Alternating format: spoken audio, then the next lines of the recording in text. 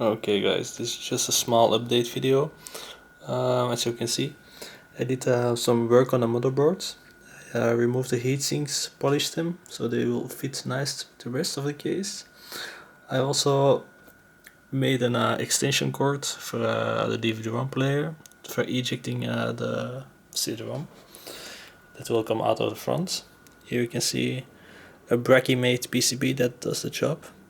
This is the eject button. Voila.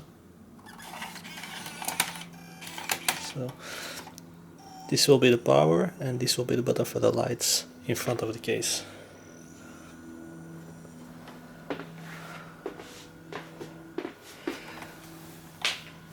You can see here, here's a small fan connector that I used, so I can pull it in, I pull it out, plug it back in for easy installment.